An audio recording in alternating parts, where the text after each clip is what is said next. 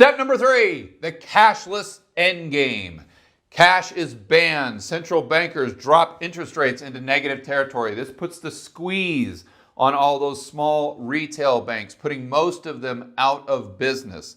As a result, the real economy shrinks because small and mid-sized businesses, the backbone of economic growth, don't have access to funding. The average people look to the Fed and the government and say, "Oh, please protect us. We can't get ahead in the real economy anymore." They say, "No problem, there's a Fed put." So all of the average Joes take their resources and put them into the financial economy because now this is the only way that they can get ahead. So they bet on asset prices, speculation, and timing bubbles. So as the real economy is decreasing in size, the financial economy is increasing in size exponentially, making all of these bubbles bigger and bigger and bigger. The central banks know this. At some point in time, it all comes crashing down. When it does, the big banks go to the central banks and say, "Hey, we need a bailout. We've got systemic risk." That's when the central banks look at the big banks and say, no, I don't think so. They let them fail. The central banks have then wiped out the small banks and the big banks, so they are now the only game in town.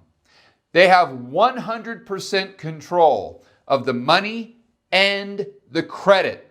If they control the money and the credit, they control you. And to hear Richard Werner explain this in his own words, let's go back to that article.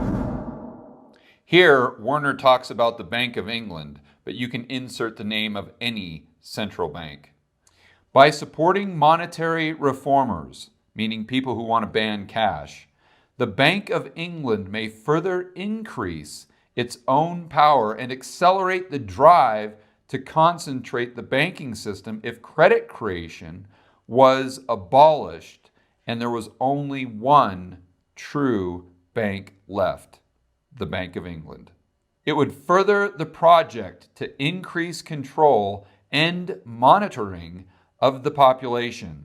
With both cash and bank credit alternatives abolished, all transactions, money creation, and allocation of that money would be implemented by the Bank of England.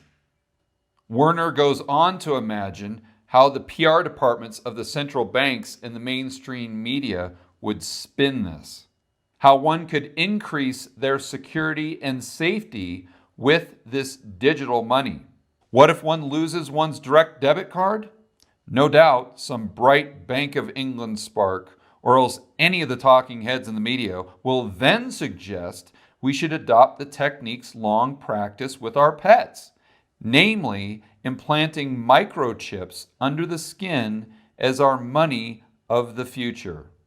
Whether this spells progress, readers need to decide for themselves. So a cashless society, negative interest rates, and central banks being the only banks left on the planet, and microchips implanted under your skin. Using the GO scale or the George Orwell scale, I want to hear what you think. Is this progress, dystopia, or 1984?